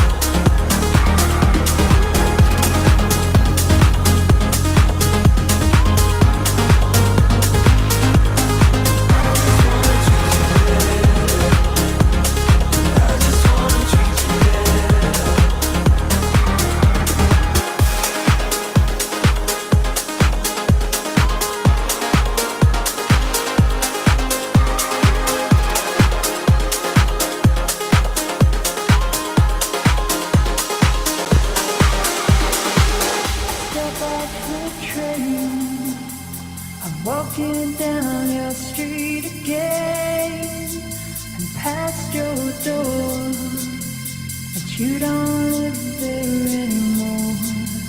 It's years since you've been there, and now you disappear somewhere. I got a space, you found some better place, and I miss you.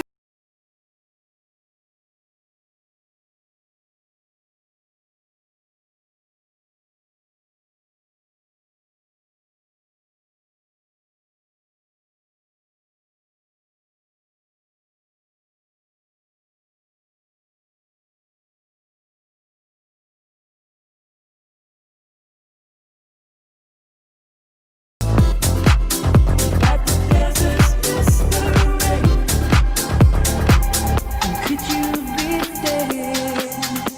You always were 2 steps ahead of everyone. You walk behind while you would run. I look up at your house, and I can almost hear you shout down to me where I always used to be. And I miss you. Like the desert's mystery.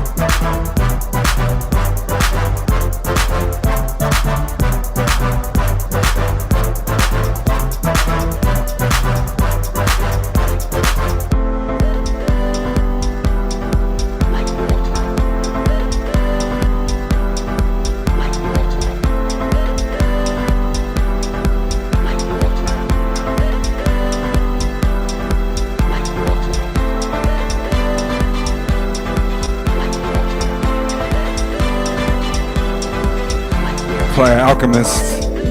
PlayAlchemist, how you guys feeling out there?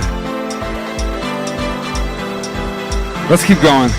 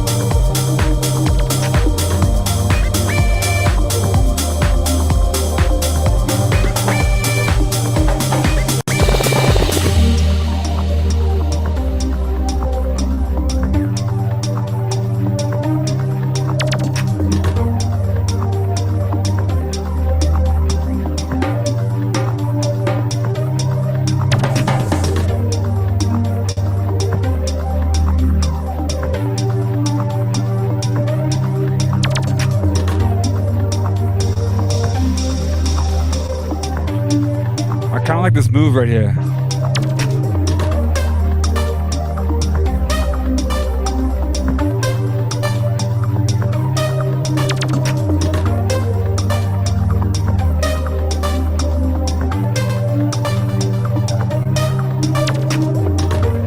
I kind of like this move right here. I kind of like this move right here. Let me see all your hands doing this right here.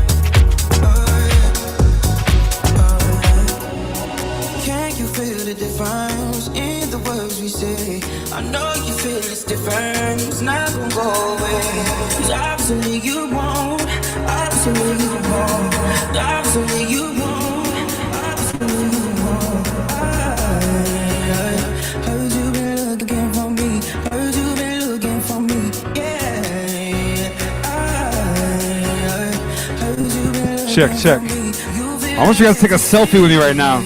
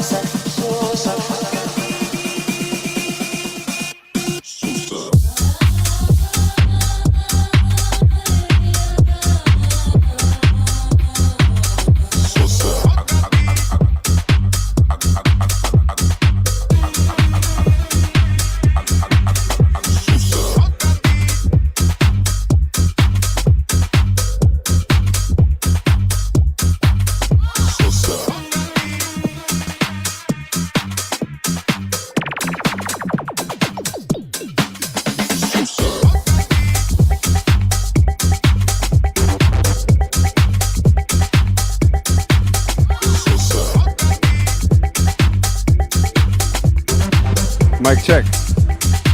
Now I see you guys moving.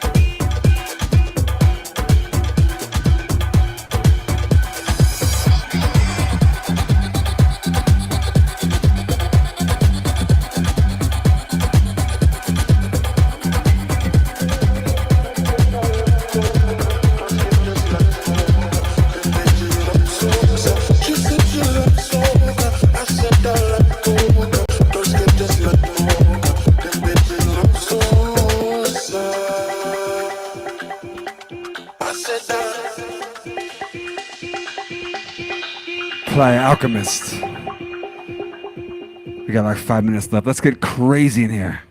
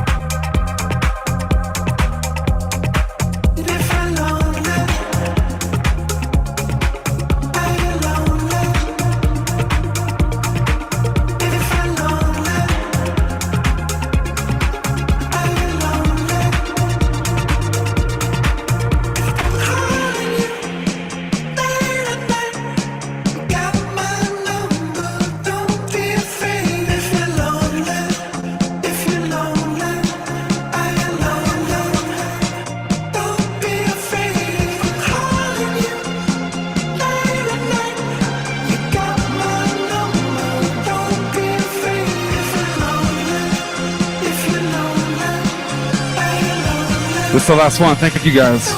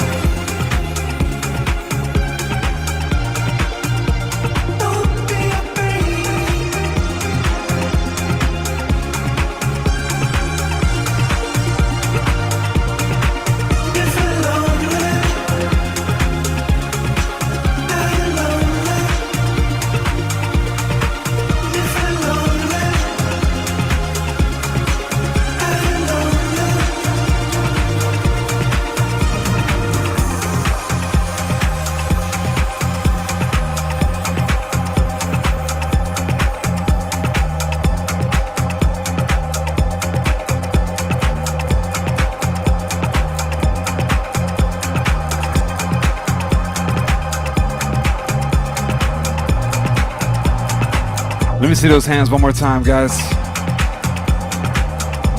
It's my favorite new thing. Let's all do this. Little twirly twirlies.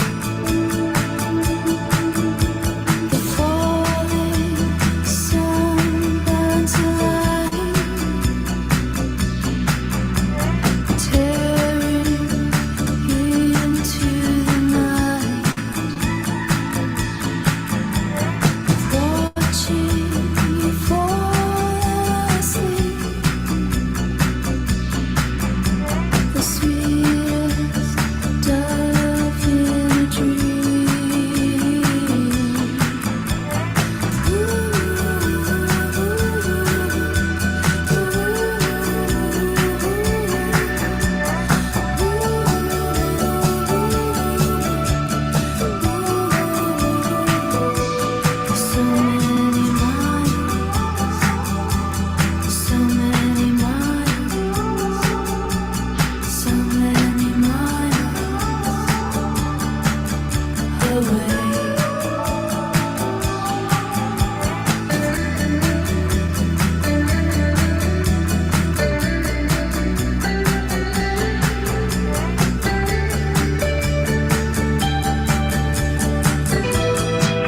Thanks everybody, Alt VR, Alt Space, PlayAlchemist, and all the people who came in all these rooms. I don't know how many people are here, but I love you guys. And I gotta get out of here.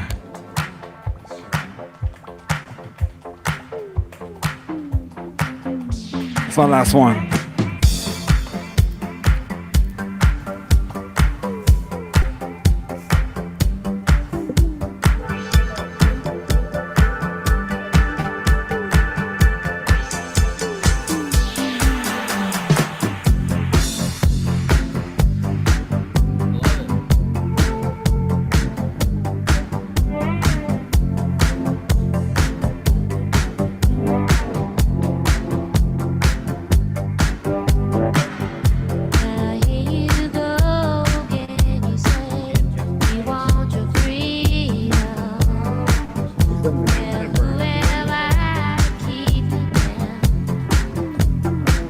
Yes, sir.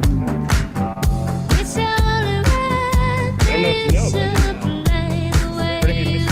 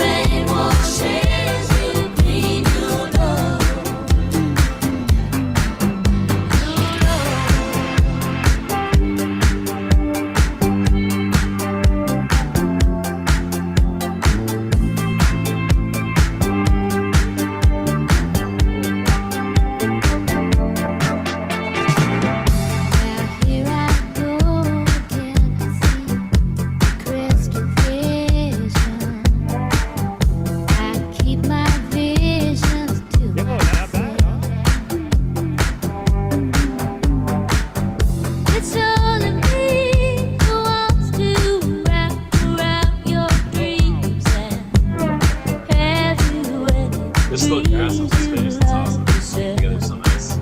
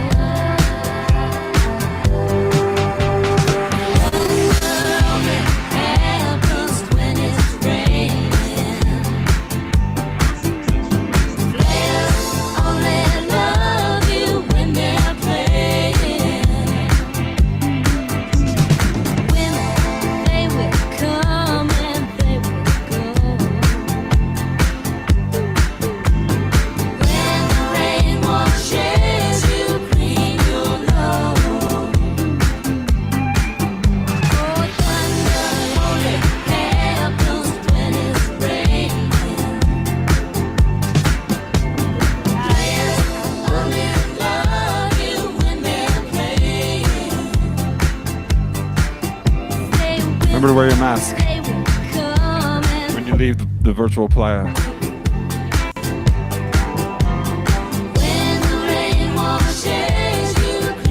You fade me out.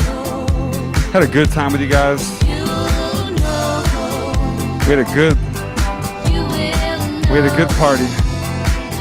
We had a good time. I'll see you in your avatars later. Love you. Come to the trash bins with us.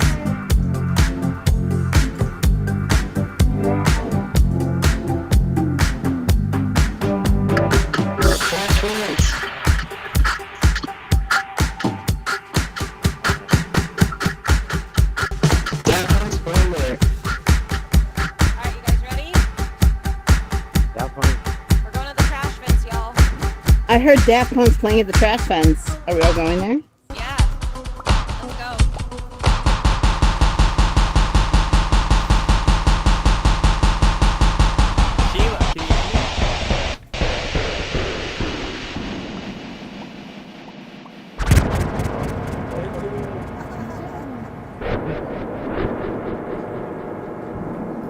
Whoa, epic. Oh my god. That was amazing. Thank you. That was awesome.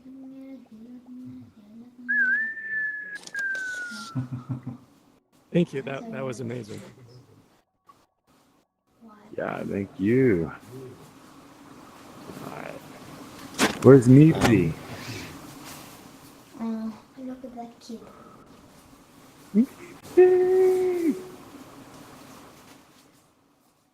How you doing?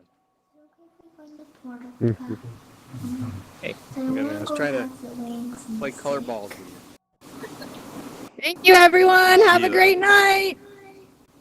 Good night. Happy Burning Man. Yeah. Can you hear me, see money? Oh, I hear you now, Sheila. Yeah, now I have my headphones on. It's so But, cool. I can hear what you happened in to the Diplo? Did he house, and stop? I can hear you out in the Yeah, he only played from virtual 7 to land. 8. Oh, that was it. Shoot. So it was Yeah. so weird. I could see you That guys was all awesome. like dancing It's around trippy and in everything, here. but I had How, no you got more audio music except for the playing or what? people. So I had to We'll put go on to night this mode. little bit Okay. Hold on. link, and then I But could it's see the him man on burn that, too. and it played it, but Oh yeah. Can you hear me? but How do you get to I the man couldn't burn? see all the Okay, people. can't hear Yeah. you. You know what I How mean? do you get there? What a bummer. Yeah, Is a good question. I piped it through my What are the TV, man? so we were rocking out in the living room. Someone, Everybody could hear it. That's someone play music. Hold on. Awesome. I got Hey, it running Crystal, I'll work on through it. my Sonos now. You're doing it. Thank you. Oh, thanks, Right. Satya. Oh, thank you too. Is there Love you guys. This is so cool. Yeah, That it's was crazy. so awesome. Is This there night was any so good. feed or feedback you hear from me? No, you sound super good. Hey, did you Oh, go fun. over out there? Ryan, right This here. is really cool over there. Yeah. Have you been over here? Let's go over there. Yeah. Who's over? Check it out. Okay.